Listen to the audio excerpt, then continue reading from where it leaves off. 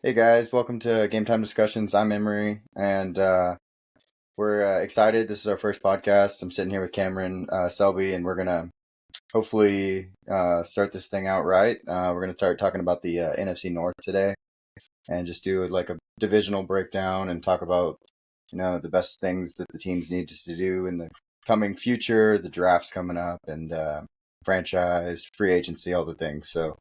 Um, yeah, go ahead, Cam. Talk. Yeah, so it's day one after the last day of the season last year. It's day one for us. We're looking to do this going forward as often as we can. We're going to try to be informative. We're trying to be entertaining as we get our feet under our legs, or even if that's how you say it. But it should be fun. This is something that we've been wanting to do for a long time. So let's see how it goes, and we'll go from there. Yeah, I think this dream started back in, I don't know, 2017, 2018. We had talked about it for, I don't know, months, and it just never came to fruition. And, now we're a little bit older and we have a little bit more ability to do it. So we thought it was perfect time. And we're excited to share what we know with y'all, kind of give you our ideas and just kind of go over, our love of football. It's more than just the X's and O's on the field and whatnot. There's a lot of moving parts in the NFL and in college, and now with all these new deals that happen in college, NIL deals, and even the transfer portal. Like we're seeing new things happen every day. So I think it's the perfect time to get into this and make a podcast about our love of football and all the things that we believe teams should be doing as like a GM and as a coach. I'm very excited. It is 2 days after the Super Bowl for us. So we got to experience another Patrick Mahomes and Chiefs win. Which is we both thought the Chiefs were going to win the game. But that there's a lot of people that I think dislike the idea of them becoming a dynasty and being something like challenging, the Patriots of old and things like that. But I'm really happy the game went into overtime. I mean, that was Oh fun. yeah, second overtime game ever. Yep. First one since the new overtime rules changed, where guaranteed possession no matter what. Yeah, so And much better. yeah, so it's crazy how it happened. It's just funny how this was the year to beat the Chiefs, and the worst version, the worst season of Mahomes, and they still ended up on top. Yep. First repeat champ since 2004 with the Patriots. Long 2 decade stretch of parity, which we hadn't seen before. It's always seemed like there's been one or two every decade since the Super Bowl started back in '67. I mean, it started off Green Bay 1, Green Bay 2, and then it just went off from there with Pittsburgh, San Fran in the '80s, as well as you had some Washington, Dallas in the Dallas in the '90s. 90s. Yeah. You had Denver, Green Bay, all that good stuff. So, you know, we were kind of due for one of these dynastic runs. Yeah. I just didn't expect it to happen with this style of team. Right. It's crazy how, year or Super Bowl one for Patrick Mahomes and Andy Reid, this version of the Chiefs, how it was just such a run and shoot, go out, try to outscore everybody against the 49ers. And, fast forward 5 years later, it's a completely different style. Tyreek Hill is no longer there, youngest defense, but it's just kind of wild how it's all come together. So, well, the defense played great. mm-hmm. I mean, top defense for the playoffs. So, I mean, that was pretty awesome to see from them. Trent McDuffie is an All-Pro. He looked great. Oh yeah. And their DBs really stepped up. I mean, we can talk about San Francisco has an amazing team, top to bottom, but there were guys on Kansas City that I've never really even heard of or talked about with you. The D tackle Pennell, he made two massive plays. He threw Trent Williams on the ground on one of them and then made the tackle in the backfield. And I'm like, okay, like that's the best tackle in the league. That's the best player, one of the best players in the league. Absolutely. And so, the Chiefs defense came to play, and then I mean they were down.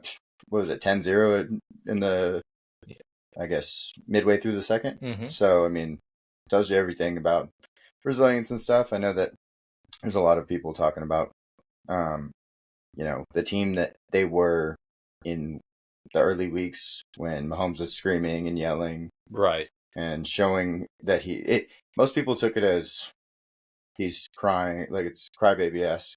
mm-hmm. But to me, truly, it's competitor. I want to, I want to win, and it's like it's hurting me not to be able to do that. Right. So that's kind of how I felt about it, at least. Mm-hmm.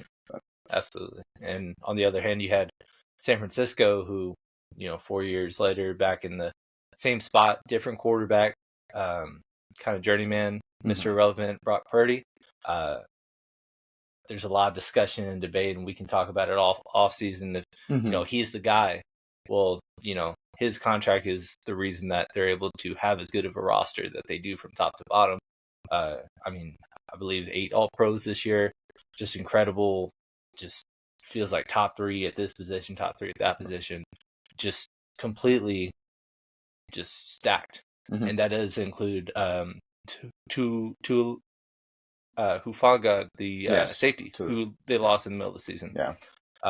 So insane. And for the most part, they're going to be able to keep the majority of this core together, at least for the next year or two, which that's pretty special to have, because there's a lot of teams that are contenders this year. They're going to have to make some decisions, and we'll get into that as we go with all these breakdowns for each team.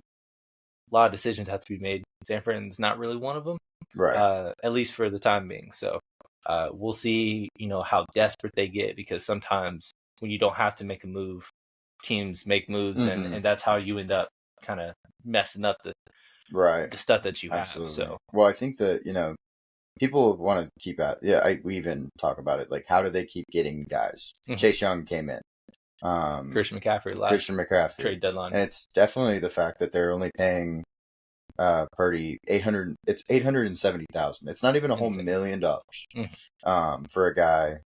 And also, since he was drafted and not a free agent, they have an extra year on his contract in time to be able to hold him there. So exactly, even if he's not a top 10 quarterback, top 15 quarterback, to be able to pay somebody that little to be a top 20 quarterback is something that you have to kind of be like, okay, that's pretty special. Exactly. Especially when you have a good core coach. And so, yeah. And when we get into the team offseason analysis, the first team we're going to start with is the team with the first overall pick, the Chicago Bears. A lot of it has to do with, it's not this talent versus this talent. It's the situation. And look how San Fran's able to go to 3 out of the last 4 NFC Championship games, go to Super Bowl twice in 5 years. It's because of having quarterbacks on reasonable deals. And it's not, is Caleb going to be better than Justin Fields this year? It's resetting that from extending him this offseason versus you have 4 years until you have to do that. Right.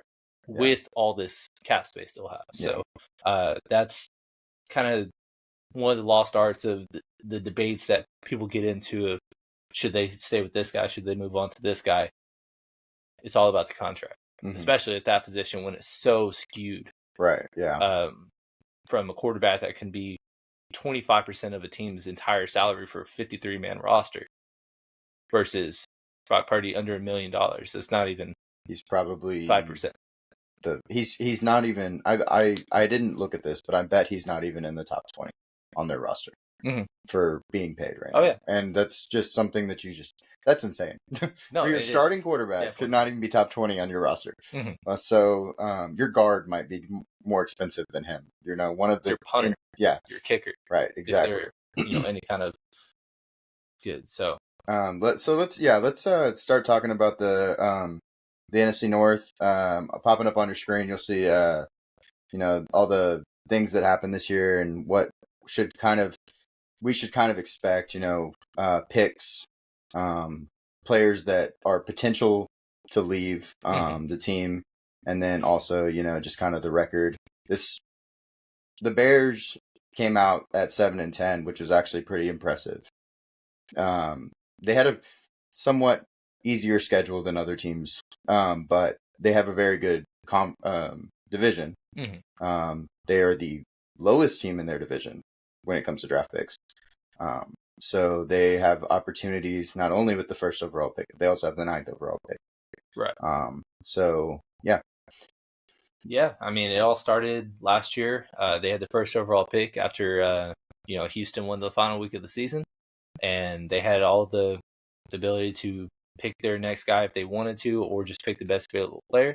And then Carolina just jumped up from 9 in a can't refuse offer, and added a Pro Bowl caliber receiver in DJ Moore, 1,000 yards every single season for the last few years, and then multiple first round picks. It was just kind of a deal that they couldn't refuse, especially when it's like they did have another year or two before they needed to extend Justin Fields. So after they went every single season with the new offensive coordinator, you can't just keep on expecting that things are going to change when the system keeps changing around this single player. So they made that deal, and that's what kind of set them up to where they're in a really, really good spot. They had the number 1 pick. It's not even their pick. That's how great it worked out for them. It's similar to Seattle when they got an asset from Denver, ended up with the top 5 pick last year and got Devon Witherspoon. Just because Denver just underwhelmed. Right, of course. And did not exceed expectations. So Carolina took a lot longer for them to get going, especially with Bryce Young. Just kind of depleted in a lot of spots, especially on the offensive side. So they're the number 1 pick, Chicago is, and they have their own 9th pick. So two very special assets. This is a very good class with a lot of important positions that are strengths in this draft. And so being able to double down on 2 important pieces, whether that be quarterback, wide receiver, another pass rusher, you got tackles galore in this class. So it's going to be very interesting for Chicago. They just have a lot of assets. And on top of that, additional 3rd round pick from Philly. And, there's just kind of a lot of areas where they can just get better this offseason. Right. I think one of the biggest assets they have also is Justin Fields. A lot of people project him to be a 2nd round value for a team that, just needs a guy to get over the hump almost. Right. And so you think, okay, say they get what most people are projecting, and we kind of understand why, is the Atlanta Falcons get taken the pick for the 2nd rounder. I believe they have 38 or right around 40. Right around that range. And so then you add another 2nd round pick at 40. This is a really deep class at the positions that are important, like you said, but also the positions that Chicago needs. Right. They need a wide receiver opposite DJ Moore. Darnell Mooney is possibly not coming back. Exactly. Chase Claypool did not pan out, and they wasted that trade. So those kinds of things, that definitely need a player of a high caliber in one of the deepest wide receiver classes I've probably ever seen. Right. So that's especially at the top, because I mean, last year there was a deep class, but there wasn't any guy that you saw and was just like, this guy, as soon as he's a rookie, is going to be the number 1 guy, and he will be there for a decade. There are very solid players that came out, but this year you got Marvin Harrison, who is the second coming of an AJ Green style of receiver. Rome Odunze, Biletnikoff winner. You got Malik Neighbors, who is kind of like a Odell Beckham Jr. explosion, guy, just kind of break one at any moment. And then there's several other guys that are, and we're going to get into this all summer long. There's just so much. And on top of that, they were at the bottom of the league in sacks last year. They only had 30, and they need pass rushers. And of course, there's not an elite one, but there's a very good amount of solid ones. Right. And trading for Montez Sweat, the trade deadline that they did last year, only giving up a 2nd round pick for him, that's really a good, stepping stone to, turn around that core defense. guy. He's a exactly core kind of guy. You want to, I mean, another guy that we should definitely talk about right now is Jalen Johnson, Absolutely. who is somebody that has done great while he's been in Chicago, and he's had one of the lowest passer ratings against for every year he's been there. He was amazing as a rookie. He's amazing every year. Some people have problems with him because he doesn't create turnovers, but he also doesn't necessarily have the ball thrown his way as much as other players. Exactly. So yeah, I think that's when you're important. playing against a bad team and you're able to move the ball a lot, you're not going to just constantly target the one bright spot they have on their one defense. guy that's doing it well. This isn't the 2018 Chicago defense where they just led the league in turnovers and just unprecedented amount of touchdowns that they could just turn the game script around. Right. This is just kind of very depleted, so to speak, especially on the defensive interior. And then their linebacker core, they did overspend on last year. There's been some solid production from that position, but it's not nearly what it used to be. Yeah. Especially when you have a franchise that I grew up on, Brian Urlacher and Lance Briggs, who just kind of held the fort down for a long time. They were just constantly a top 10 defense. So guys that always did the right things. Tremaine Edmonds, he's when he left Buffalo, he was regarded as one of the best top free agents or top guys that came in. And he has underwhelmed a little bit, and it's kind of part of the value of where you spend your money in free agency. Linebacker's not one of those spots, and they doubled down on that position. So it's kind of like when you're not spending your resources in the spot that you should be, that's when your team kind of really starts to dig itself in a hole, because you have a lot of holes in the important spots. Right. Like, their line is not terrible, but their tackles are below average. Right. They've got a good receiver, but Chase Claypool and Darnell Mooney are not giving you what you need at that position. The running back committee, they were very solid last year in production, but Khalil Herbert, Deontay Foreman, Rashawn Johnson, it leaves more to be desired. Right. So, and there's a few of those guys that are potential free agents departures this year. So we'll see what happens, especially, if they end up going with Caleb Williams, which right now it's reported that they're more than likely than not, unless there's some kind of astronomical offer, right, that they're going to keep the pick, and then that's just implied that they're going to take Caleb Williams, deal off Justin Fields to an Atlanta, a Pittsburgh, right, some team in the middle range that just doesn't want to afford to trade up, because at this point, with the quarterbacks that we have in this class, it's going to take about 3 first-round picks for those kinds of teams, 8 through 13, to jump into the top 5 to potentially land one of the other 2 of those. So, and it's kind of like, pick your poison. Do you want to give up the assets that you need, or do you want to get the guy? Get the guy. He's already established, and it's more for a playoff ready team. Right. So, and that's where I think Justin Fields will probably end up if they end up. That's where he'll probably end up if they end up trading him to one of those rosters. One of those teams. Exactly. Yeah. So.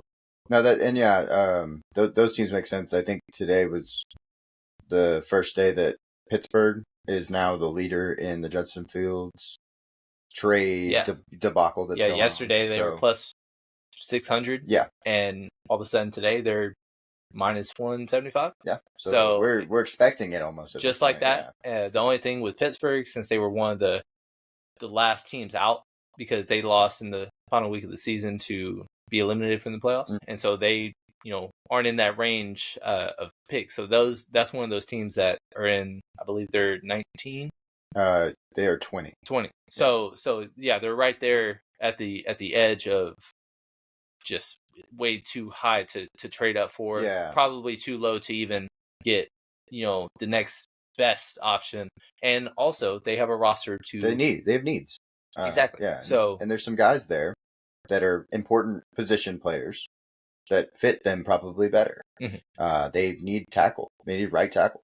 Well, there's 3 or 4 really good right tackles that are going to go between 16 and 25-ish, 20, maybe 28. So you're going to get a guy that's projected to be really good at football. and will help your team more than you getting rid of some things to get up to a place where you can get a guy like Michael Penix or Bo Nix, JJ McCarthy. Right. It'd almost be worth just staying there and seeing if someone falls to you. Exactly. So yeah. But enough about Pittsburgh. That's for another time. Yeah. So we'll keep on going with Chicago for now. Yeah. Let me jump to the next one so we can see. So some of the things we want to talk about, about the important things that are happened this last year with just how Chicago's team was, how they played, and then also things that like new coaches, new things that we're going to expect a little bit. So yeah, both the OC and DC are new, which is exciting and scary for any team. You go into a system and you're used to it as any player, not just quarterback, because if they get a new quarterback, well, the system's going to change normally anyways, especially going from Justin Fields to anybody. But at the same time, you have to find a comfortability with what you're doing, and just kind of get an idea of like, okay, what is our identity? And so that's something that they're going to have to figure out pretty early in the season if they want to be successful. But yeah. Yeah. And I mean, again, I mentioned this earlier, another OC, new OC. This time we also have a new defensive coordinator in Eric Washington. So there's a lot of moving parts on both sides of the ball. But again, they have all the assets in the world to build this team how they want it. It's kind of depends on how they want to attack or approach it, but they do have plenty of picks early in the draft to where they can be very aggressive, especially once they get an equivalent of a mid-second round pick for Justin Fields, maybe even more. Who knows if there's a bidding war that ends up coming about in the next couple of weeks. So, yeah, I also think they have one of the best salary caps in the league. Mm-hmm. So that's another thing, if they really need, they're like, we should address this position in free agency so that when we get to the draft, we can worry about other positions. Mm-hmm. And so I think, defensive tackle is always a good investment, I think, in free agency because they don't cost as much. So you get a not cheap, but cheap position in free agency. And then you get a rookie who's already on a rookie deal. It normally balances out a lot better than going like heavy wide receiver and you pay them a lot of money and then you go and still get a draft pick. You're going to pay more overall, most likely. Exactly. And especially with DJ Moore, kind of recently got an extension with Carolina prior to being traded. So they already have a wide receiver one with a wide receiver one contract. Mm-hmm. It would be my understanding or anticipation that ninth pick would be a good target for that position as well, especially losing Darnell Mooney. But I mean, it's not a premium that they're going to be attacking in free agency when in the middle of March when it opens. But like you said, building the offensive line, the interior, the defensive line are kind of areas where they need to improve. The edge pass rushers to complement Montez Sweat, which we only had a 7 or 8 game sample size with him. So, you need to keep adding pieces around that makes sense, but they will be reasonably priced to where, they can really have a good turnaround. Yeah. They're actually one of my favorites to go from worst to first or, compete for a playoff spot next year, despite, I know they have the first pick. They were 7-10. They weren't a bottom 5 team the whole season, and they also had a month without Justin Fields. So who knows what would have happened, especially in the NFC, had he not gotten hurt. So those are just kind of some things that I'm thinking about.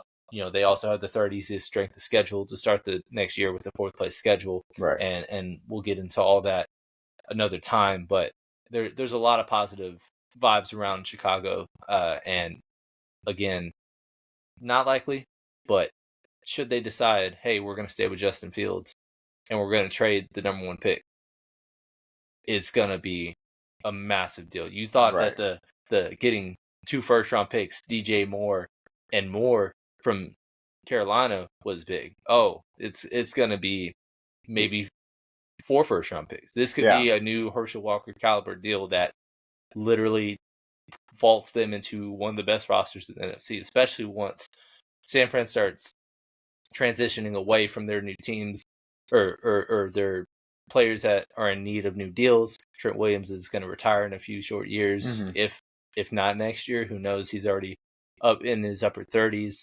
Once Brock Purdy gets paid, look what happened to the Giants, where rookie deal Daniel Jones, they upset Minnesota going to the divisional round.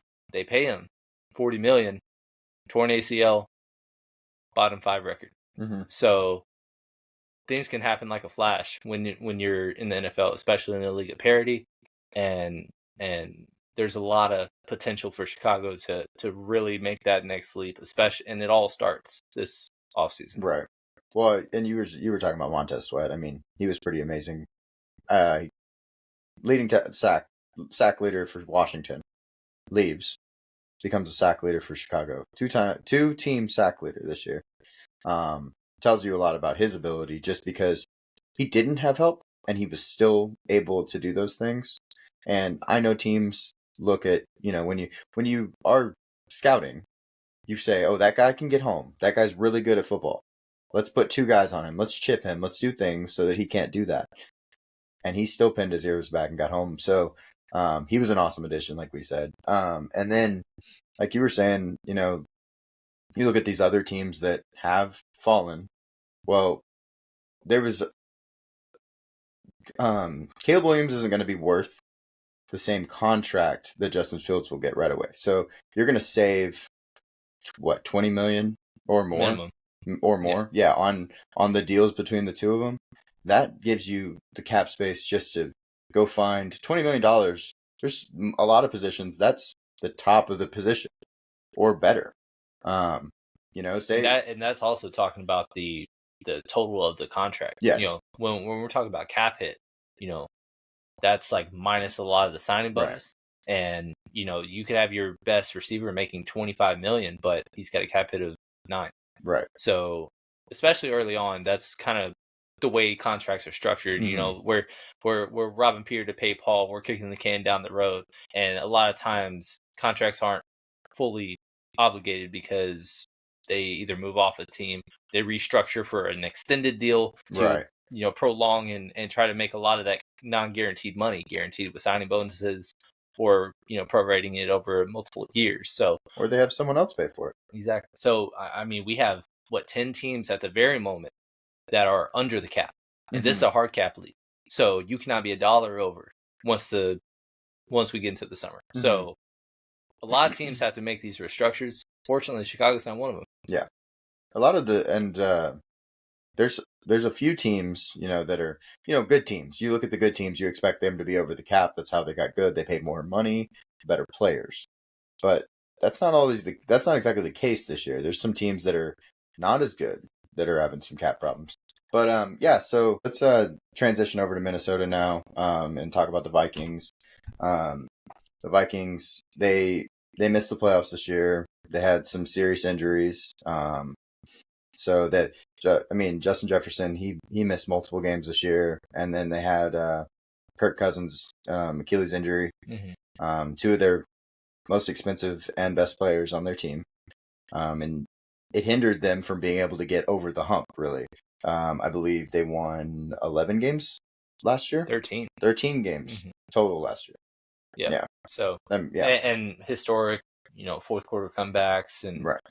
Undefeated in 1-score games. It was unprecedented. There was likely going to be some coming back down to earth a little bit, but we still expected them to be competing in the playoff mm-hmm. for a playoff spot rather, between 9-10 wins, and they couldn't come close to getting there because they lost Kirk at the early parts of October. So and on top of that, they had 3 other starters mm-hmm.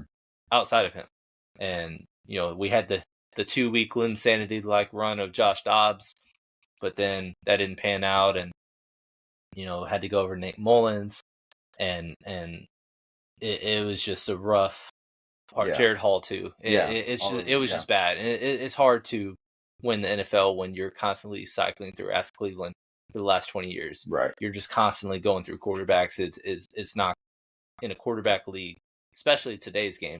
You can't do that, and it was a weird year of a lot of quarterback injuries. You had mm-hmm. Joe Burrow, Justin Herbert, Deshaun Watson, to name a few. But Kirk, he was playing his best football. Yeah. And a lot of those other guys, they were struggling. bad seasons. I know Joe came in with the calf, but he was having his worst season of his career. Deshaun was really, really lagging. Yeah, he was. And we were he did expecting have a his lot best more. game of the season prior to his season-ending injury. But the totality of the season, they were winning in spite of him, not because of him. Right. And Kirk, they started out 1-4, and then all of a sudden, bang bang, and they're rolling, and then all goes away just like that. And it's tough. He's their most. It's crazy how that trajectory of their team and direction is going to change just So because of that quick. injury. Yeah. And it can be unfortunate, but sometimes that's kind of the kick in the step that you need to move on. Mm-hmm. Like Tony Romo was not. He still had multiple years left, but the back injury, Dallas started out 8-1. Kind of hard to go Yeah. away from that. Oh, yeah, So for sure. with Minnesota, they're in a weird spot because Kirk's a free agent now. Mm-hmm. True free agent, he can leave wherever. Also coming off a torn Achilles, and kind of it's not a position where that's a devastation, but it's also those injuries start adding up, Mm-hmm. and we're not going to see, I don't believe, the best of Kirk Cousins moving forward. Right. I agree with But that. at the same time, that doesn't mean that he can't still be a positive impact on your team, at least for the short term. Well, and I think he's going to be, he's going to turn into more. I mean, he was a game manager, but he was still slinging it pretty good. Oh yeah, But he is going to be a true game manager, guy that just tries to get the ball out of his hands as fast as possible, get it to the athletes and let them run. But I thought Minnesota did a really good job last offseason getting guys, that helped their team. And if they would have been healthy all the way through, they would have done really well. So you bring in Jordan Addison in the draft. He's more. We don't really know what he is yet. I don't think. He's probably more of a guy that takes the top off of teams. You got Justin Jefferson that runs the underneath and intermediate routes, and then you've got Hawkinson, who came in this last year and has been great. yeah. And He he's was their, coming he off. was their one consistent saving Yeah. grace all season. Unfortunately, very end of the year, gets his knee taken out. So we'll see what that happens at least the early part of next season. Mm-hmm. But he was a huge piece that kind of helped that team stay together somewhat this year. So there's some good pieces, especially on the offense. I mean, we talked about a couple years ago the tackle class after Penei Sewell, after Rashawn Slater. There was a big drop off, and then it was Christian Darrisaw, who just absolute stud, but he just wasn't on that tier. All of a sudden now, yeah. Go ahead. So I mean, yes, I think the consensus was that Darrisaw was 3, but I had him actually at 2, and we had conversations going back and forth because Rashawn Slater was a little bit older. He's a little older guy in that class, and so when you're a little bit older, Penei Sewell came out at 19 at the end of his 19s. Like, that's crazy to me, and it took him a little bit longer to get to the point, obviously, where he is now, where he's the number 1 run blocker in probably football. He can do so many things. When he can line up off the line, he can do just crazy things because he's such a good athlete, such a good football player in general. Catch the ball, shoot. He catches the ball like, I don't know, Yeah, 3 times, 4 times a year. It's not even a surprise anymore. But Christian Darrisaw was a guy that was, also a little younger when he came out, and I really liked his style of play. He's a finisher. He blocks hard to the whistle. He pancakes people. He's a dominant force, and those are the type of guys I like seeing when I'm thinking about football players. And yeah, Rashawn Slater did great his rookie year, all pro. Since then he's had some injuries, unfortunately, and he's still a really good player. But I'm glad to see Darrisaw is finally coming into his own, and he will have a really great career. Also, so I'm happy with that too. exactly. And after all this season, sometimes every year there's a team or two that just injuries just define it, and this year they were one of them. Mm-hmm. Chargers, Bengals, what have you. But Minnesota, 13-win team, all the way down to a 7-win team. It sounds like it's just like, oh, there's not much to look forward to. It's just kind of all their other division rivals Detroit, first NFC Championship in 30 years. You got Chicago, number 1 pick, going to get what people call as the best possible generational talent in guy. years. Yeah. And then you have Green Bay, who youngest playoff roster in decades. Yeah. And just make a deep run out of nowhere. Yeah, won a couple And so games. you have these 3 rivals doing that. Meanwhile, you're plummeting into a down year. It seems like there's not much to look forward to, but there actually is many paths to success for Minnesota this year. So they do have that 11th pick. It is outside the range of the top 3 quarterbacks that we do see, but I think that this is a perfect scenario to have this opportunity to where you bring back Kirk Cousins on a reasonable deal. Mm-hmm.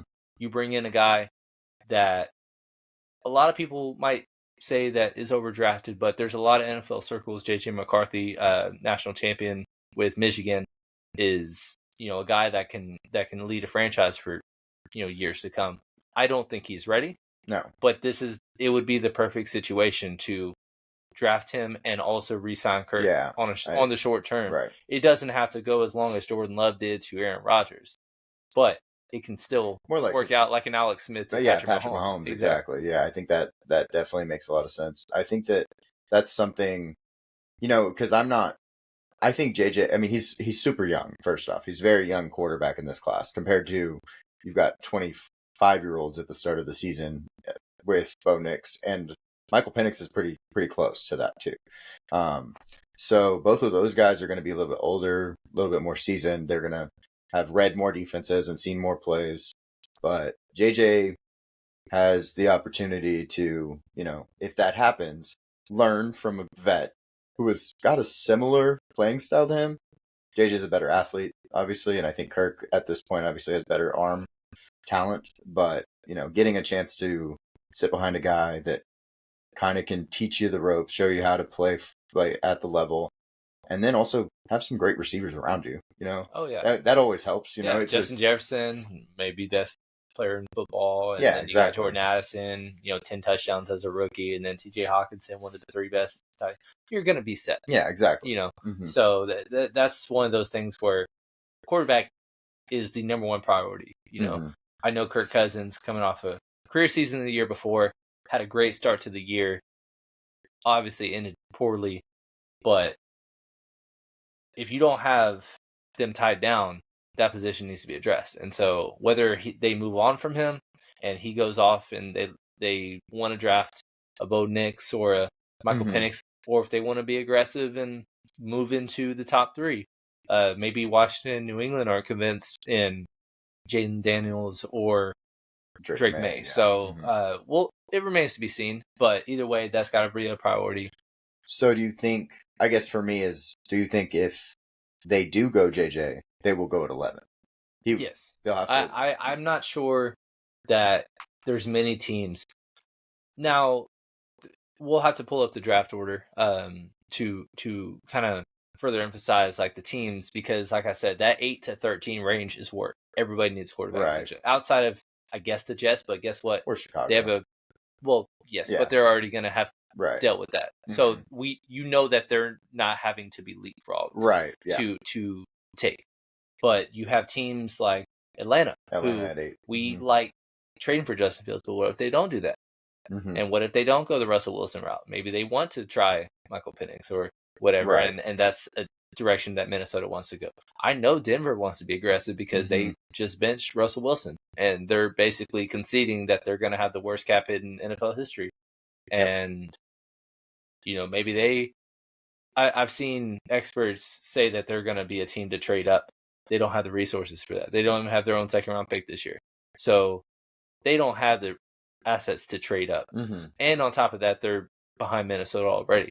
But the Raiders are a team that had a hell of a run to end the season.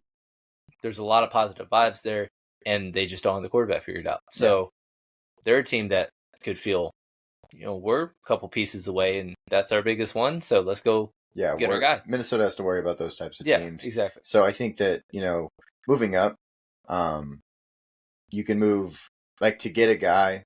I think if it won't be the top 3 guys, I think they're gone 1, 2, 3, no matter how you look at it. So if you have to jump Atlanta, you have Tennessee at 7. which I think they would be willing to trade. Oh, yeah. Back. They have a ton of needs. So. Yeah. And then you have right in front of them is the Giants, who are on the Daniel Jones contract we just talked about. So we don't expect them, unless one of those 3 quarterbacks is there. I don't expect them to take a quarterback. It wouldn't make any sense. Yes, extremely unlikely, but it's a team to just kind of keep an eye on, so to speak. And then I actually think 5, and I think that's way too high to move up to get one of these 3 quarterbacks that we're talking about. But at 5, the Chargers are probably the team that makes the most sense to me to want to move back. Yes. Out of all those teams, because they have insane cap hit. They have some needs, some serious needs, and getting some extra picks and also getting good players at those picks. So if they move back to 11, they're still going to get some really good players around that range. Yeah, because like we said, there's probably about every year there's about 13 to 14 first round grades, so to speak. But that doesn't mean that only 13, 14 can be day one contributors. It's the NFL. There's 53 men on each roster. There's teams that have 6-round rookies starting because they need it and people have impressed. So that's not saying that they can't get an impact level, but the 13 to 14, they're all in prioritized positions. Right. Quarterback, tackle, receiver. But with the Chargers, they have a new situation with Jim Harbaugh now, but they are also $44 million over the cap, and they are going to deplete their roster.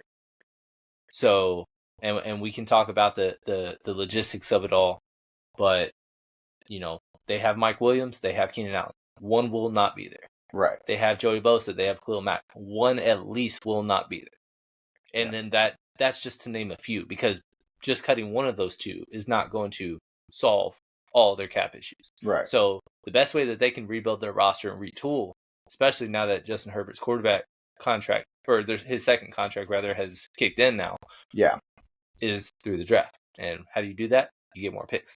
So that's a team that I think I agree with you makes sense to trade up for, but it's kind of a weird range that I don't know if I think there's a significant gap between the top 3 and then the next 3, or for whoever you want to add to that. I just think that that position at 5 makes the most sense to move to, and you might not have to put up such a package to get there compared to going 2 more spots ahead of that. You would have to give a whole house, at least get the house first. Yes. Yeah, so that's the big difference to me, is what I'm trying to get. I don't think it would be as crazy as someone suggested, Justin Jefferson and 2 firsts and this. No, there's no chance that would be the value. However, I don't even think it's necessary to go that route. Yeah, based on what they have and what they need. So. Right. So let's hop to this next slide and talk about some of the things that we've seen and whatnot. So they did lose 6 of 7 in the year, and that kind of it has to do with, of course, Kirk going down. And they beat the Raiders. It was a really hard game to watch. Absolutely. The Raiders were after that week. The Raiders decided to put up 60 points, and it was just 4 days later. I don't know how that. I don't understand, but whatever. But yeah, so the end of the year was rough, like we talked about with the whole Kirk injury and kind of how it all had to end. But I think that it's still a good looking. There's still things to look forward to with the team. So exactly, and one person that we haven't mentioned, it's one of their multi-time Pro Bowlers, Danielle Hunter, finally a free agent. He's been in trade talks the last couple of off seasons, requesting trades, then backing out of the trade. Well, he just put up a career high 16.5 sacks. So he's going to get paid in massive bag. That's what you're going to have to give up as an unrestricted free agent to retain him.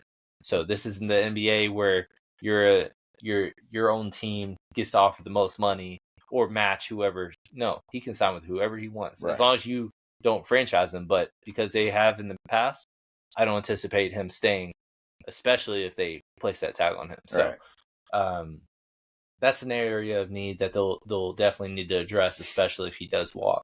I believe he's 29, going on 30. So it's kind of a sweet spot where in the short term I think it's worth it, but all of a sudden defenders can age fast, and we're seeing like Joey Bosa, who signed at the time the highest extension or deal in history as an edge rusher, and he's had multiple significant injuries since. Right. And all of a sudden now it's not. He's kind of an afterthought. So, which I've never thought that he was ever in conversation for the best in the NFL. But at the time, like he still was a guy that you could not afford to lose. Right, top 15 guy. Exactly. So the lowest at point, like that was someone you would have to find. You would be fighting to find guys that were above him. Exactly, and so it's one of those things where they for the longest time had a lot of great defensive linemen. Yeah, and all of a sudden now it's kind of like Linval Joseph's gone.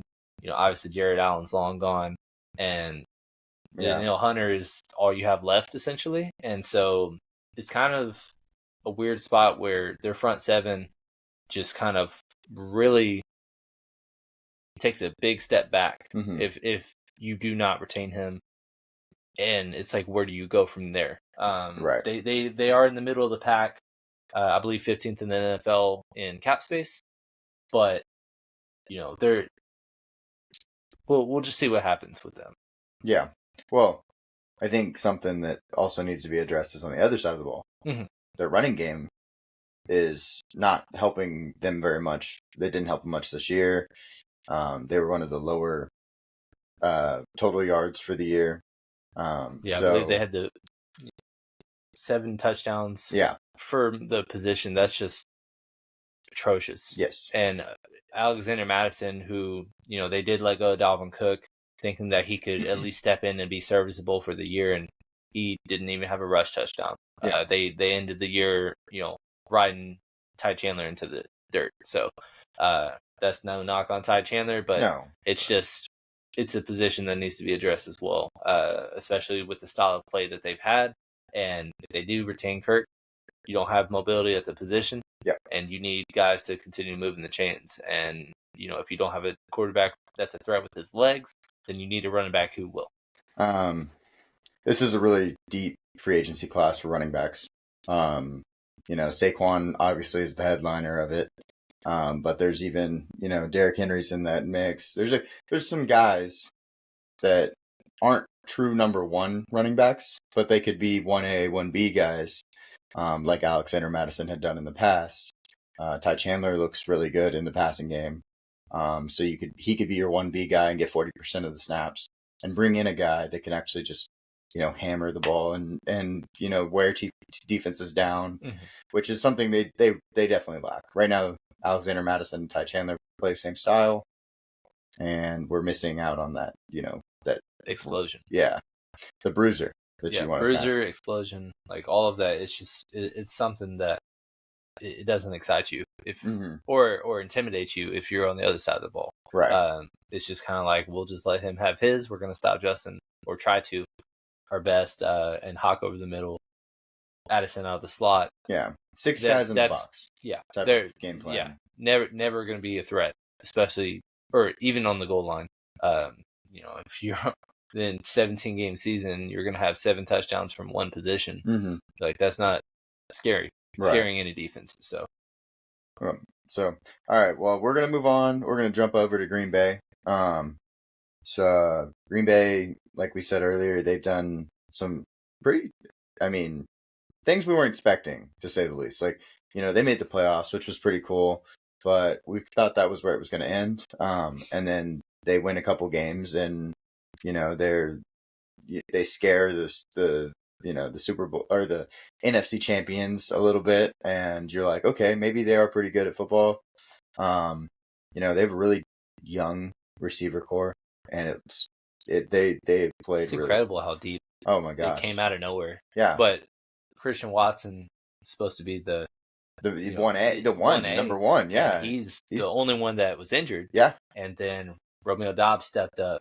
You had Jaden Reed, who just became a poor man's Debo. Yeah. And Donovan Wicks at the very end of the season was just killing it. So, and then, Luke Musgrave, who was the next tight end up. And Tucker Kraft out of nowhere. So, yeah. And then, of course, they have, Aaron Jones is a really good receiving back. That helps that. Jordan Love he's a good athlete. So you don't have to worry so much. Like they had a pretty good O-line, pretty good. Yeah, I mean they've 2 straight years have lost David Bakhtiari Yeah. at the very beginning of the season. Mm-hmm. So their best lineman has been nowhere to be found, and yet they're still producing. Yep. So really, really impressive based on the roster that they had, that they went as far as they did. Like you said, they had San Fran on the road down in the fourth quarter, and that team had Kansas City down in the fourth quarter. So I'm not saying if then, because you can do that with everybody, but I mean that just shows how close they are all of a sudden. And because it was the youngest playoff roster ever to win a playoff game, they have a lot of room to grow, especially internally. So, unfortunately, they don't have the cap space and to make moves in free agency of just like, we're one piece away. We're going to get Chris Jones from Kansas City, and then that's the one guy that's just going to put us over the top. And we're going to be right there with Detroit next year. Or they don't have that, but they still have a bunch of assets. They have 2 second-round picks after the Aaron Rodgers one conveyed, and plenty of picks. What is that? 5, 6 in the top 100. Yeah, and room to grow. And it's not like they have areas of need, but it's not a sore like eyesore glare. Right. Well, the biggest area of need you just mentioned is the tackle spot, because you can't constantly, you're paying. He's one of the more highly paid tackles in the league, and he played, I don't know, 4 games out of your 40, basically. 37, 38 games this last 2 years. So you kind of have to find, a guy probably in the draft that can replace that. Especially, like we said, it's a really deep tackle class. There are going to be guys there that, fit the mold that you're looking for. And I think that they probably look athlete. They look for a guy that's a better athlete, can move pretty well. There's some guys in this class that play like tight ends, move like tight ends at the later rounds. They just are the later part of the first and second and early part of the second round that just haven't proved themselves, because Tyler Guyton, he played tight end and D tackle before he moved over to right tackle for Oklahoma this last year. Like, think about it. Like, he just decided, they were just like, hey, I think you'd be great at this position. Go try it out. Now he's he's probably going to go earlier than their 25th pick, but he's a top guy sitting there. That caliber of guy is just a plenty in that range in the draft. And the early mid second round there's always first round caliber players that drop for whatever reason. And because of the abundance of tackles in this class, or they don't need receiver, but there's going to be a Donnie Mitchell or Xavier Worthy or some of these receivers that could be first rounders, but they could very well be in the third round. Right. Just because it's just like, I don't need to draft him because I can probably get this guy 20 picks later. Well, one of the guys that comes to mind immediately for me is Ladd McConkey. Exactly. He's a guy that, isn't a number one. It will never be a true number one guy, but he runs incredible routes. He puts people in like spin cycles. It's insane. And if you watch the Senior Bowl, you watched him just cook everybody on his route tree. And so you get a guy like that, and he's a true number 2, and it's for a team. Those are guys that really stand out to me. Exactly. And like last year, who was the rookie sensation? Puka Nacua. I don't know in the long term if he's the guy that they're just gonna have for 10 years, but he made the most of his situation, and he was the guy that impressed the most. But he was overlooked just because it's a deep class. Yeah, exactly. He's not. He runs a 4. He ran a 4.5. That's not really good enough. He's not tall. Nothing. He doesn't have athletic special. Like, he's not athletically special. He's just a good football player. And sometimes that's all you need. Exactly. You got a bunch of football players on your team rather than just athletes. You might just win. I think the position that I think could use addressing is cornerback. And at 25, I think there will be some cornerbacks there because I actually really love this class for cornerbacks. I think it's really deep. Yeah, you're much higher on it than then a lot of people are saying that the top corners in the class, there's not, a Derek Stingley, Sauce Gardner. But yeah, and I There's agree not with a that. Devon Witherspoon, but there's still a lot of solid corners that could be your number one corner. And in this league right now, there's a very small amount of corners that are panning out. Right. And one that's part of it now being a passing game. There's more looks thrown at you, and there's a lot more demand at the position. So in turn, there's not as many people that can sustain that longevity. Green Bay plays a ton of press corner. They've got a guy in Jair that can do it, and he's not very big. Mm-hmm. There are, that's one thing. Like in this class, you look, there's probably 4 number one corners that you were like, those are number ones. No, like in your mind, when you draft that guy, you're expecting him to be a number one. But right behind them, you've got guys like TJ Tampa. And TJ Tampa's 6'2", 205. Got the length, got the press corner ability, just isn't as aggressive as some of these other guys. Didn't play as much press man. They could fit in a team like this, that has played in cover 3. They play some cover 3. Definitely in man. He's got the length to be able to press corners. He's big, strong guy, fast.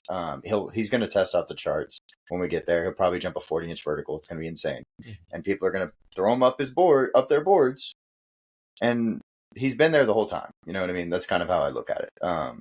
As like a number 1 press corner or number 2. I mean, shoot, in their defense, they would be a number 2, but he has the ability.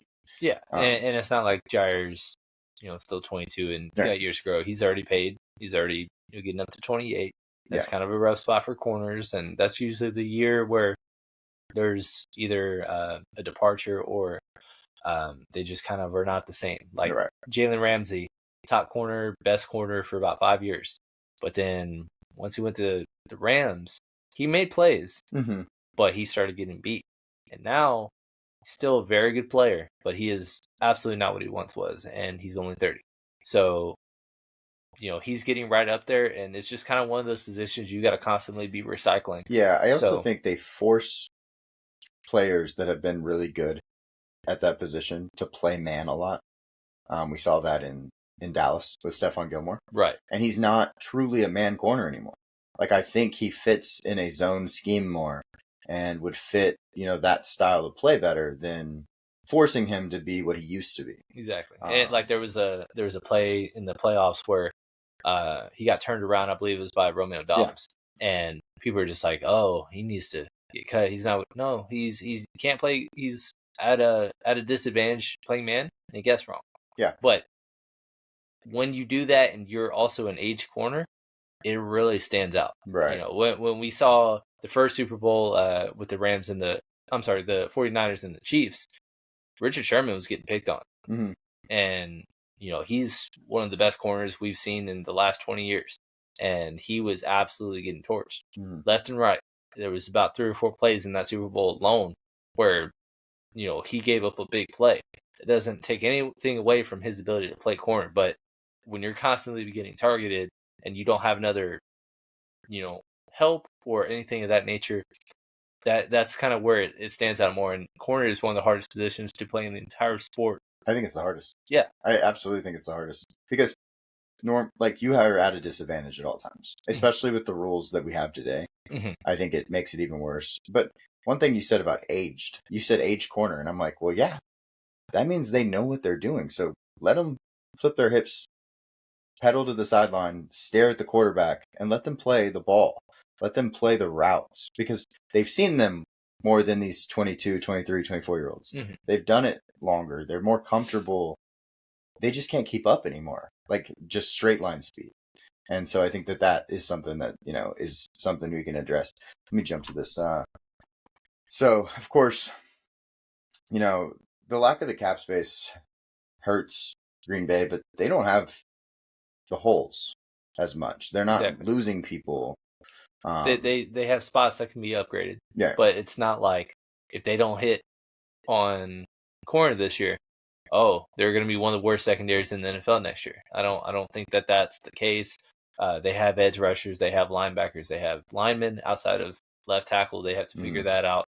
With David Bakhtiari, his cap hits $40 million this year, so that's usually the the time when you're either getting restructured and extended or you're getting cut. Right. And playing or missing as many games as he has in the last 2 years, that's not one of those. It's not like Tyron Smith, for example, for Dallas, who has had a lot of injuries in the last few years. Like he's missed at least 3 games, I believe, in 5 straight years. Right.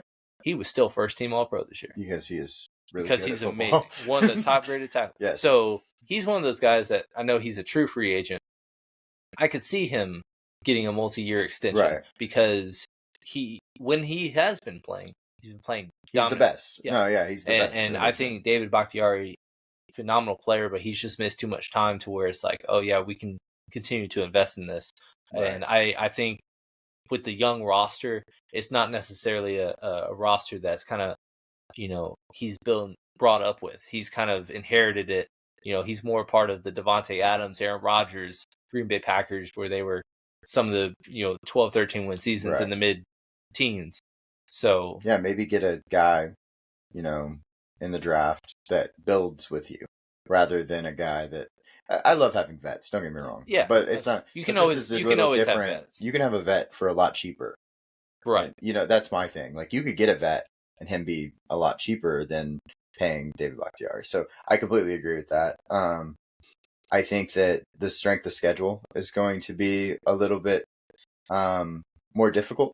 Yeah. And that's something that, because they were second in the division, so that will kind of work against them because prior year they were third in the division, I believe. So that gave them a little bit more leeway in who they were playing. And so those types of things are always helpful, at least. Exactly. So, I mean, it just kind of, it's a great situation to just kind of continue to build on. It's a lot of times when teams are really good, but they don't, make moves or upgrades, it's kind of looked down upon. Right. And like Dallas, for example, just running it back or just only extending your guys that you drafted.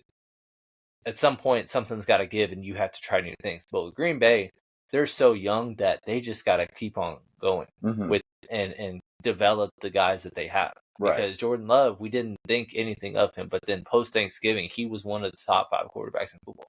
It doesn't mean as a talent right now he is the top 5 quarterback, but that's how well he was playing, and that's in his first season as a true starter. So let's see what he does in year 2. And the only thing is, because he started in his 4th season, was his first year, you don't have the leeway of, I'm on a rookie deal. Yeah, the time. Yeah, like we have to pay him. Exactly. Soon. Exactly, and it's kind of similar to the Justin Fields thing. Only difference is Green Bay has a much better roster already, and he is also playing much better than Justin Fields has shown in his first 3 seasons. Right, and there's not an opportunity to pay Caleb Williams. So True. that makes it a little bit more different. When you have those guys, it's hard to pass up on. Right. But exactly. if you got a guy, don't go out of your way trying to replace somebody when you don't know, because the grass isn't always greener on the other side. Right. Absolutely. So let's move on. Final team. Detroit Lions. They went on every 4th down and punt you could think of. They went for it. No, but they the style of play that they had, they made it count. They got to the NFC Championship. They gave First themselves time since 1991. Yeah, gave themselves an opportunity to win that game. Maybe they should have kicked it, and we can always have that conversation and whatever and whatnot. But if you're going to be aggressive, go ahead. I'm not going to be mad at you for being aggressive when the numbers are close enough. Like you're in between 45 and 55%. Okay, that's fine. Go for it. And that's what he did. Like that's where they were by the next gen stats. So I'm okay with that. So a lot of people might disagree, and everybody loves points. But to go up 17 on who you expect to be the best team in the NFC, everybody else thought that. To go up 17 points on them, that would have been pretty special. So yeah, I think just as a morale thing, being down 2 scores versus down 3 scores is astronomically different. So like you said, we started from the first game of the season, one of his first drives. They faked a punt at their own 10-yard line, got a first down. Yep. and it's crazy when they work out. Right. But when they don't work out or they continuously don't work out, that's when you kind of lose locker rooms. I don't think he lost the locker room with his decision, but it's not even a hindsight situation when you go back to the 14 versus 17. This isn't like 5 minutes left in the game. We're facing Patrick Mahomes. We don't want to give him the ball back at the very end. Right. This is Brock Purdy, who has not shown an ability to consistently play from behind. Right. Mm-hmm. Let him continue to play from behind. And it took all but 5 game time minutes for them to tie up that game after that decision. Yep. So that's kind of one of those things that I guarantee you the momentum would have been entirely different, and that game would not have turned out the way it did. Yeah, absolutely. I think, they respect him, though, for being that way. Absolutely. And that's something that sometimes you do too much. Like, I understand doing it during the regular season, right? And going and getting an extra win, or, losing the game there. But in a situation like, a situation like this, no, let's not go there. A situation like this, late in the game, or not even late in the game, just saying, like mid game, where you go up by 3 scores. It would be different to also if it was like later in the game, to me, where there was less time for San Francisco to come back, and you're like, this is the play where it's over. There's no way they're coming back. This is the dagger. That wasn't what this play was. It was just a play that it was the epitome of Dan Campbell. Like, that play was what that was to me. And yeah, that he took them to this point. Don't get me wrong. He's done great. He's an amazing person to watch on TV. He's an amazing person, I believe, with how he coaches. He does the sit-ups. He does the up-downs with them. Like, that's how I want my coaches to be. I want like that intensity. But sometimes you have to also be like the guy that understands the situation a little bit better than just the guy that's rah-rah. Right. And I think that's what we missed. Yeah, and it could also be a learning moment, because I don't know if I feel better about another NFC team going into next year than the Detroit Lions, just based on the way that they played and knowing, how they got there. Yeah, and their style of play is just something, especially offensively, right now, is just something that I think can be turned into a dominant force that just cannot be stopped. Like, next year, they could very well average 30 a game plus, and just consistently just not manage, but control the clock. Right. And just dictate how the game goes. And I expect them to be exactly where they finished. Right. But the only thing is, the mistakes that they made to where that they didn't end up in the Super Bowl, can they correct those to get over the hump? Well, I think too, like, they do have, what you're talking about is, like, they have a good O-line, and they have to bring back some guards. But right. I mean, they have a good O-line together. They have a good running back, 2-headed monster back there with Jameer and David. And to me, what they're missing, because Sam Laporta played great, and me personally, I was like, okay, Sam Laporta, whatever. They just lost TJ Hawkinson. That's more of my thing. It's like, not that Sam Laporta was going to be bad as a rookie. More so, TJ Hawkinson is one of the best, if not the best, tight end in the league for what he can do blocking and catching the ball. Sam Laporta was great. That was a great... We talk about the rookie class in a minute. Like, the rookie class was amazing. Yeah, and when we talk about, fantasy sports, one of the positions you don't really target in a long, big team is rookie tight ends, because that's a position that takes a little while for them to get their footing, especially statistically. So when we were seeing him in the 13th, 12th round, when you had guys like Cole Kmet and Gerald Everett going behind him, it's just like, there's no reason to take a chance on him. You knew what those guys were going to give you. And he statistically had the best rookie tight end season of all time. or at least in the modern era, Right. in the last 40 years. Since Mike Ditka, I guess. Yeah, Mike Ditka in the 60s, like, hats off to him. I hope he's doing well somewhere. Number one receiver for the Bears that year. Exactly. So it was crazy how it came together. And, Amon-Ra St. Brown, another monster year. Mm-hmm. A lot of people were not a fan of how high they paid Jahmyr Gibbs, but they had 4 picks with Jack Campbell, Brian Branch, and Sam Laporta that don't worry about the order in which they were picked. They all 4 of them had great years. Mm-hmm. So just pretend that he was the second round pick and Sam Laporta was the 12th overall pick. Are you mad? No. Not even it worked out exactly how they hoped when they drafted those guys. So moving forward, like, again, we're talking fantasy. Sometimes we like to separate it. Sometimes we like to combine it. But Jahmyr Gibbs is going to be a first-round caliber pick. Amon-Ra St. Brown is going to be a first-round caliber pick. Sam Laporta might usurp Travis Kelce as tight end number one tight end.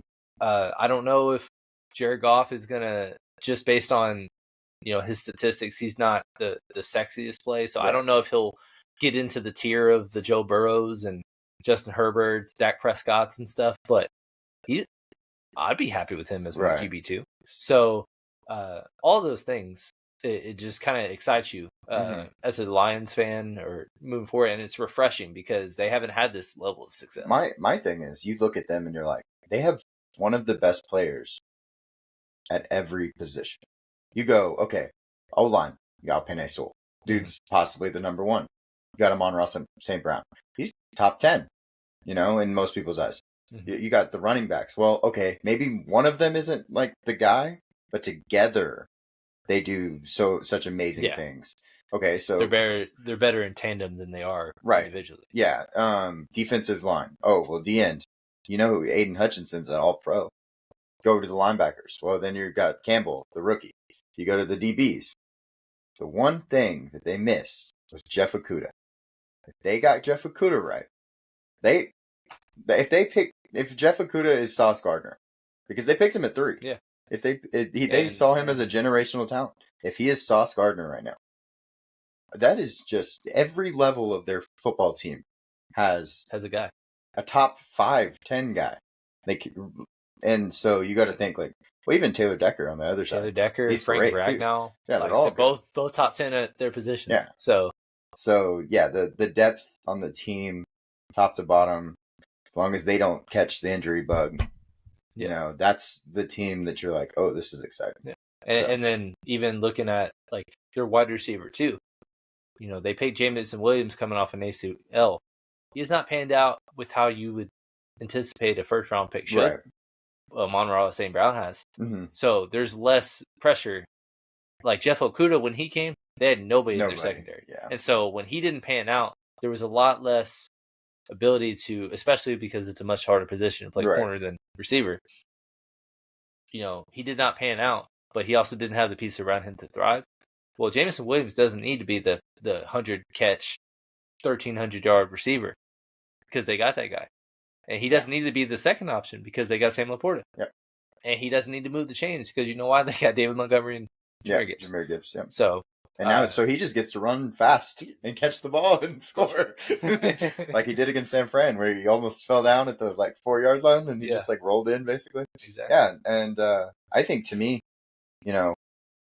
if it happens like Daniel Jeremiah thinks it will, because Daniel Jeremiah's mock draft has both Cooper DeJean and Nate Wiggins, both 2 top cornerbacks in this class, at that range, which I think is, it's hard for me to wrap my head around that both of those guys will be there. But if they are, and the Lions are able to get, a Nate Wiggins, who's not even 21, he's 20 and a half years old right now. That guy will help that team, that's like the final piece. The puzzle is you finished the puzzle. And so that's my thing. It's like there are some guys, that'll help them in the draft, and they've done a great job drafting. So why would we expect them to not continue that? Exactly. Jeff Okudah is really, and to an extent, Jameson Williams, not necessarily hits. Yeah. But you don't have to bat 1,000 when you're drafting. Mm-hmm. If you come away with 3 to 4 good quality players, that's a fantastic draft. Right. Come away with 2, solid. Mm-hmm. So it doesn't have to work out exactly 10 out of 10 every single year. Dallas has had a stretch where they have just constantly drafted well at every a lot of their first round picks. But the one that is an eyesore, Taco Charlton over TJ Watt, and it's like, oh, what could have been? Or not drafting or going up to get Derwin James when they had a big need at safety. Yeah. And settling for Leighton Vander Esch. Leighton Vander Esch still was solid. And, Tyler Smith, we were like, oh, man, I don't know. That's led the league. All-pro. Yeah, all-pro. He's been great. So, and we'll see about Mozzie Smith. Yeah, I wasn't ever happy about that, but I digress. I'm a Raiders fan, so yeah. That's fun. I think fun stuff. I think we've missed in like every draft I've ever watched. I mean, we've been terrible. And every time, we miss a guy, and I'm like, why did we not pick Derwin James? I'm a Florida State fan, as you can tell. We didn't pick Derwin James. We go Colton Miller, who's actually the only one that has panned out. That was the only one that's panned out of all of them. And so Josh Jacobs to an extent, but positional value in the first round. You don't pick a running back. You can get guys, Isaiah Pacheco's. You can get like there's guys later on. Yeah, I mean, there's guys that will be able to play. And most running backs only are on the field 50% of the time. Mm-hmm. So I only need a guy that's good. You don't need the bell cow. Yeah, I only need 50%. I need a guy that's good at 50% of the time, and then another guy that's good at 50% of the time, and I'm fine. Take Detroit. We're just talking about them. They've got guys, 2 guys, one that runs the ball, like as the bulldozer, and then you get another guy who's a little bit more athletic, catch the ball in the backfield, makes people miss at an insane clip. First off, done amazing things in open field. He's little, and he can do things like that bigger guys can't do. Mm-hmm. And so you put him out there for that reason, But Raiders are awful at drafting. And I think the biggest thing that stands out to me of all the things that we've kind of talked about with Detroit and how talented their roster is, they've got $46 million in cap space. So they have all the ammunition. If there's a single team that I would expect to go all in this year and have the means to do it, it's Detroit. You could talk about Jerry Jones and how he's like, oh, we're all in, blah blah blah blah blah. Don't listen to a word he says because they don't have the money for it. They're at $52 million over the cap, I believe. Well, it's a little lower, but still, they can't just go, oh, I want Chris Jones. Detroit can say I want Chris Jones and still have enough for like 3 starters. Yeah. If they wanted to go that route, which is possible, because he's been the best DT or one of the best DTs in football. That's a guy I want on my team. Exactly. Especially when, you had a pretty good defense, but at times your run defense had lacked. And so there was a few games in there where, you wish you had a DT that took 3 blocks. Yeah. But you just kind of show how the improvement that they had from year to year, because they were one of the worst run defenses in the NFL. Mm-hmm. And then this year they were a top 5 run defense. Yep. And I know a lot of football. I can't name a ton of their front 7 just because they just keep on hitting on late round guys or bring in veterans on cheap deals, and it's just worked out for them. Yeah. And so just imagine what they can do if they do bring in guys that, are Pro Bowl caliber players, and they have the means to do it, like I said. All right. Last thing, Ben Johnson, head coach, talks all over the league, loses to San Francisco and says, I'm not going anywhere. Now, I think that was actually huge for what the Lions are going to be able to do for the, next year and years to come. So I thought, just bringing his name up, he's first off, he's done a great job, and he's able to mix in runs and passes, screens. I've seen him do, each of his players are so dynamic. So he's got Jahmyr Gibbs, he's got, Dave Montgomery. They're different. He's got Jameson Williams, he's got Amon-Ra. Like, he can do so many different things with the offense that he has currently. And he's done such a good job of making them do those things and be good at them. Sam Laporta is another beast. I don't understand how Iowa keeps doing it. So everybody knows there is a tight end coming out of Iowa that we're not going to really talk about. We're not going to say anything about. And because he's from Iowa, he might just be the best one. His name is Eric All, and he's just another blocking tight end that somehow when he gets to the league, he's going to catch the ball. It's just going to be one of those things. So, yeah, Iowa is the tight end you, absolutely. But I just wanted to bring up Ben before we got out of here. So. No, yeah. I mean, they just have all the tools to just continue pushing forward. So the only thing now comes with the expectations is a lot different when you're Detroit, who many people thought were behind San Fran, Dallas, Philly. Right, yeah. All these teams, even Seattle for perspective. And, they exceeded expectations. They hit, they were very close to making and reaching their first ever Super Bowl. But now, even though you have all these resources and a lot of positive energy around, it's different when you're the big dog chasing. Right. Or getting chased, rather. Because look at Philly, how they were everybody's number one Super Bowl pick. And they absolutely collapsed. Yeah. And it's not that they made any moves that were poor decisions. They had brought back very similar roster, and then somehow came away with Jalen Carter in the draft. And it's like, oh, they got better from the team that almost beat Kansas City. And then they got thrashed against Tampa Bay, who we thought would be a 6-win team. So that's the kind of thing that you normally need to watch out for when you're at the top of the mountain. They still do have to get over the San Fran hurdle. But we'll just see what happens with them. But there's a lot of positivity that they can turn around and at least be one of the few contenders to look out for next year. Yeah, for sure. And so, I mean, let's end on that. That's a great way of putting, just Detroit in general. They're special, and they need to continue doing it. Yeah, so we're gonna be talking about them all offseason. Yeah. So. But yeah, thanks for coming to our first podcast and watching. We'd appreciate it if you liked and told everybody and commented and told us why you think we're wrong, or why you agree with us, because those comments are awesome and we appreciate them. So exactly. And this isn't a mission of being we're right, you're wrong, anything of that nature. I know a lot of history about football. I'm the sports nerd. He's the guy that's played, and he knows the X's and O's, ins and outs, and he'll come out with a lot of content that'll be exciting to explain the game. But this is a discussion. We're game time discussions. We like to discuss. We like to conversate and have a good time. And, obviously we're running a little long. We're going on all these tangents.